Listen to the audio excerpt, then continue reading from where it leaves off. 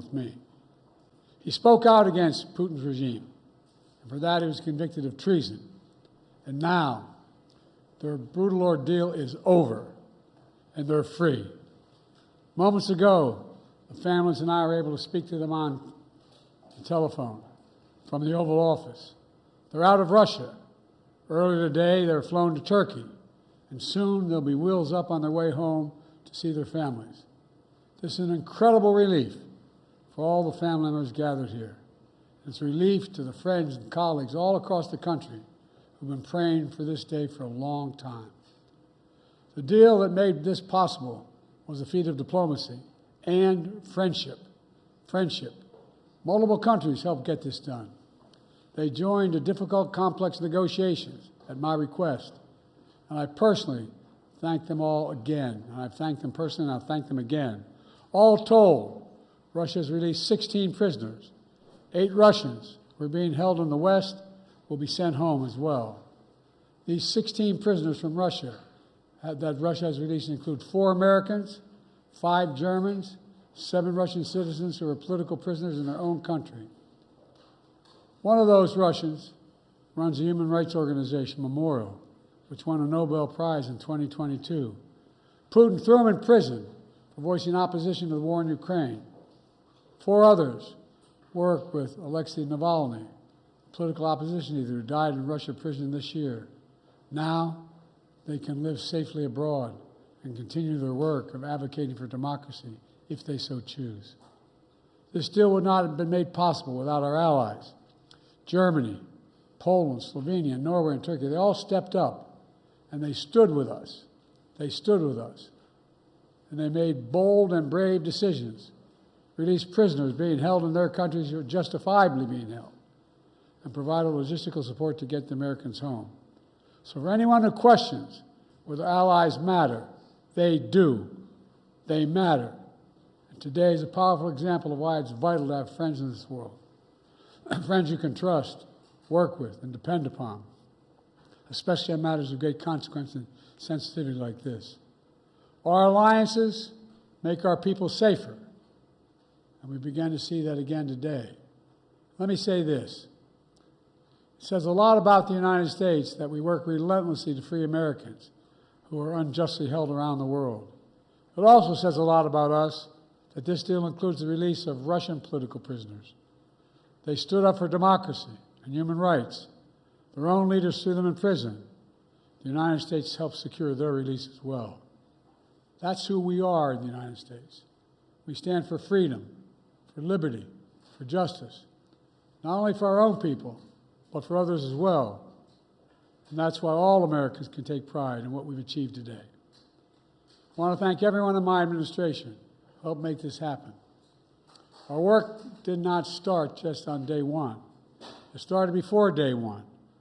During the transition, I instructed our national security team to dig into all the cases of hostages being wrongfully detained, which were inherently, well, we inherited them from the prior administration.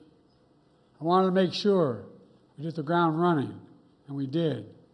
As of today, my administration has brought home over 70 Americans who were wrongfully detained and held hostage abroad, many since before I took office.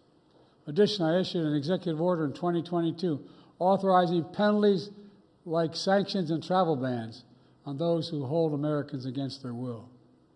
And my State Department has introduced new warnings for Americans about the risk of being wrongfully detained by a foreign government.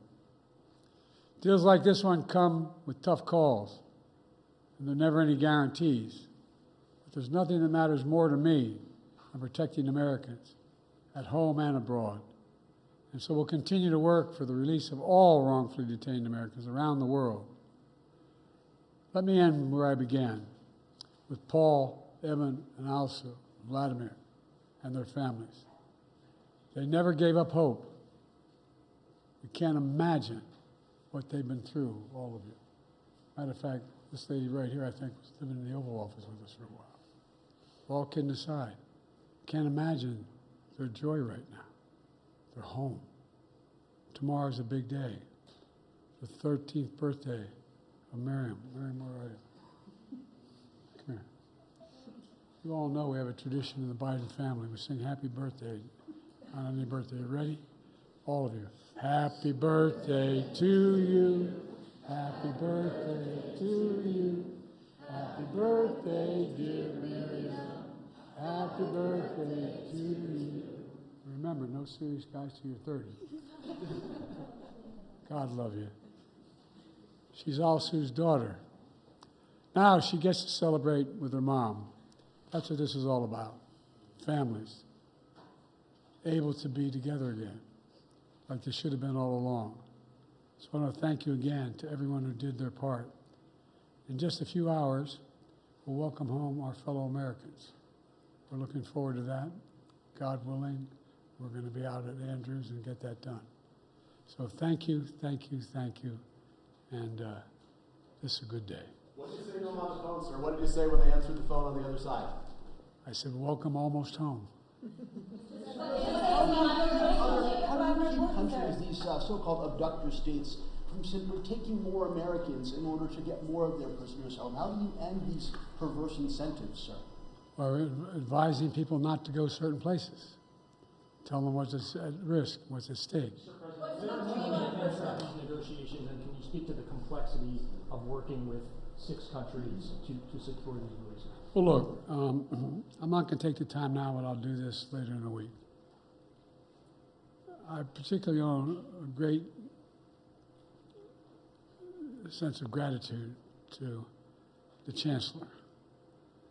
The demands they're making of me required me to get some significant concessions from Germany, which they originally concluded they could not do because of the person in question.